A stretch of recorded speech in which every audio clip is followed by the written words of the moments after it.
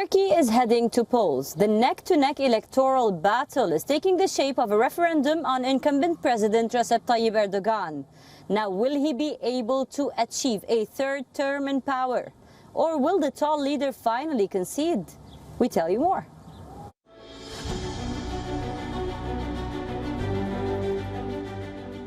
Six months ago, Erdogan's electoral defeat would have sounded like a fictional story. In power for over 2 decades, he wiped out most of his opposition. His policies rarely left scope for criticism, and he virtually ensured that there was no face big enough to replace him. Cut to 2 weeks ago, when Erdogan fell ill in the middle of a live broadcast. He was giving a televised interview, and during the nearly 20-minute window when the president was missing, people got a whiff of what the world might be like without Recep Tayyip Erdogan in control. And when the question arises, does the Turkish citizen want to call time out to Erdogan's rule?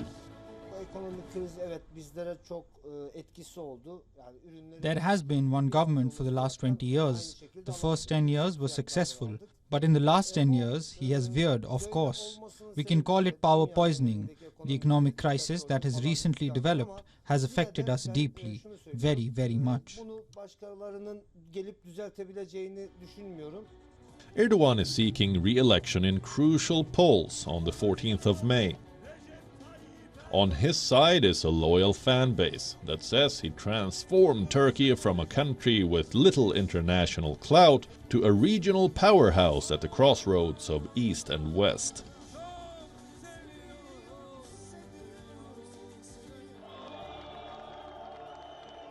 In his early years as leader, he championed reforms that turned Ankara into a model democracy for the Muslim world. Working against him, a feeling that he has turned into an increasingly authoritarian figure and suppressed dissent to consolidate power. While all things international prop up in his support, it is the House that is calling for a change. Erdogan faces domestic challenges big enough to make this poll seem like a referendum on his power. For the first time in the 20 years that Erdogan came to power, he is facing a real electoral challenge, which he may actually lose. So that makes these elections significant. Taking him on is 74-year-old Kemal Kilicdaroglu, the leader of the secular center-left Republican People's Party. He is the joint candidate of a 6-party alliance that has vowed to dismantle an executive presidential system that Erdogan installed. He promises to return the country to a parliamentary democracy with checks and balances. And as unprecedented as it may sound, it seems like Turkiye wants a change. Polls have given Kilicdaroglu a slight lead over Erdogan, who has lost some ground amid public outcry over a faltering economy and a cost of living crisis. While political fervor charges in Ankara, critics draw parallels with the circumstances that brought his Islamist-rooted AK party to power in 2002. It was also an election shaped by high inflation and economic turmoil.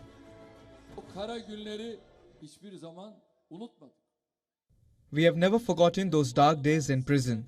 We have never forgotten the conscientious stance our people took against the injustice done to us. We have never forgotten the tears shed by hundreds of thousands when they were sending us off to prison.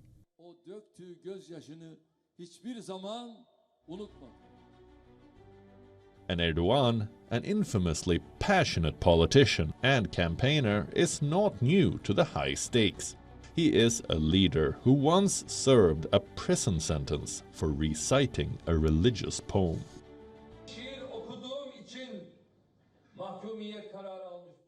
I've been convicted because I recited a poem. First of all, I want to say this is a tragedy, a shameful chapter in our nation's judicial history.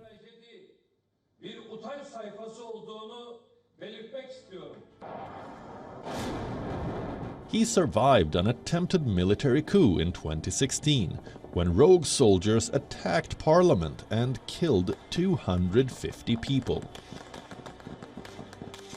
He is a man of humble beginnings that charted his path as a political giant. With whatever critique one might have, Recep Tayyip Erdogan has undeniably shaped Turkiye more than any leader since Mustafa Kemal Atatürk, the revered father of the modern republic.